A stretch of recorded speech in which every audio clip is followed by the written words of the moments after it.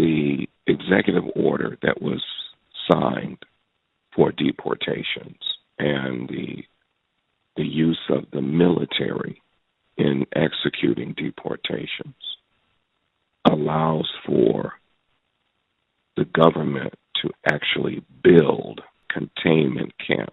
Some of them are already in place. Today, I'm also signing an executive order to instruct the Departments of Defense and Homeland Security to begin preparing the 30,000-person migrant facility at Guantanamo Bay. Most people don't even know about it. Cuban President Miguel Diaz-Canel called Trump's plan, quote, an act of brutality. New U.S. border czar Tom Homan said later on Wednesday that the Immigration and Customs Enforcement Agency would run the expanded facility.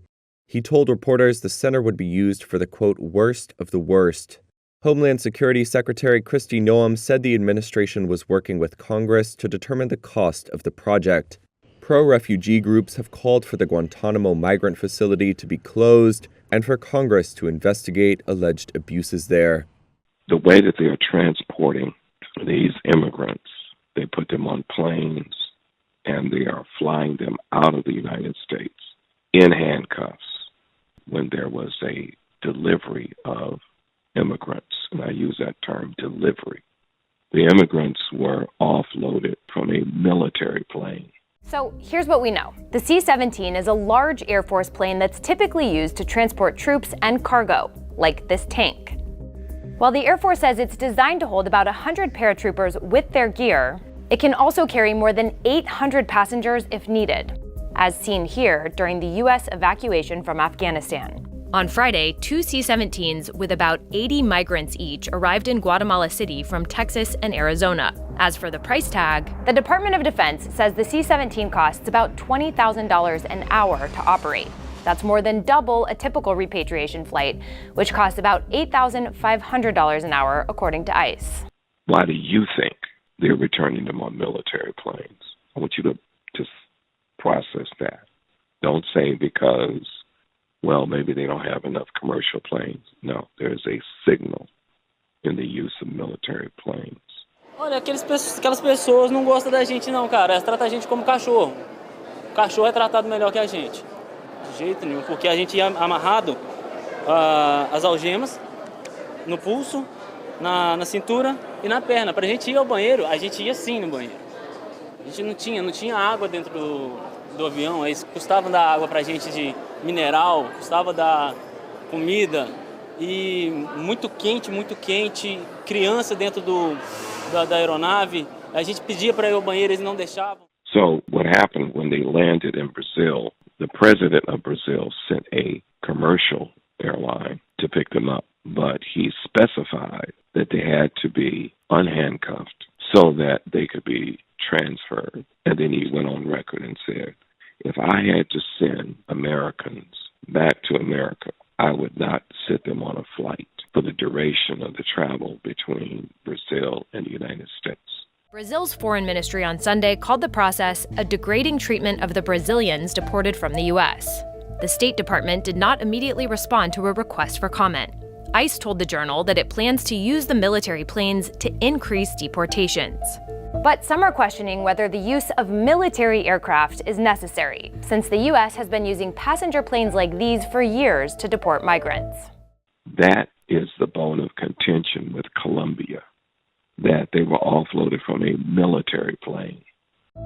President Trump says he's directing his administration to take immediate action against Colombia's president and his supporters, including tariffs, a travel ban, and visa sanctions. The move comes after Colombia denied entry to 2 C-17 military planes carrying undocumented immigrants, forcing the planes to turn around midair.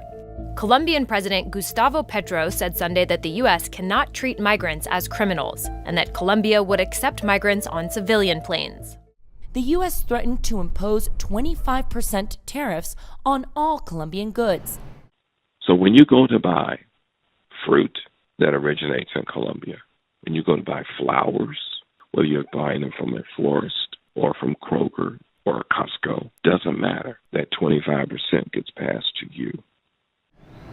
The tariffs would increase to 50% in a week, along with another series of measures that included a travel ban and visa sanctions for government officials.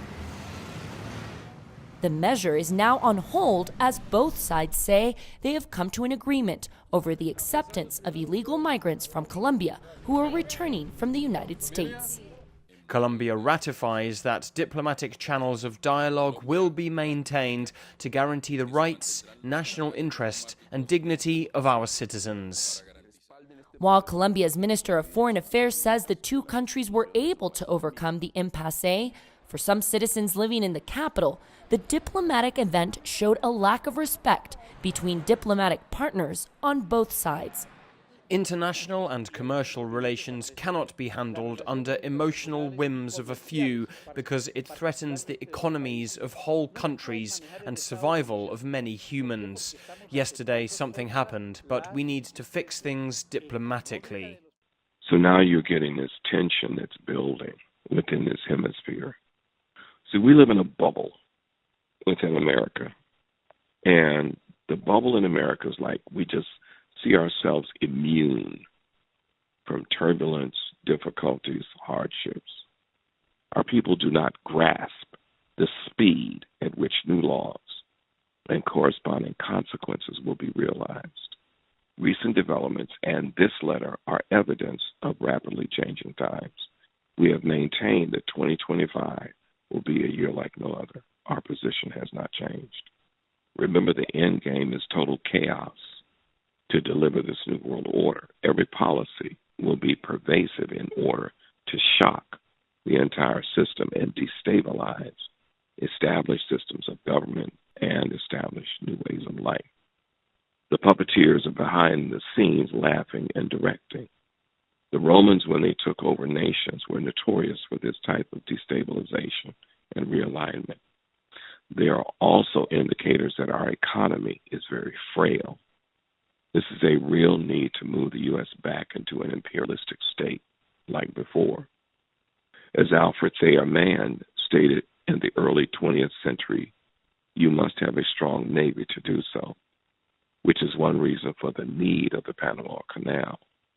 The other, of course, being economic.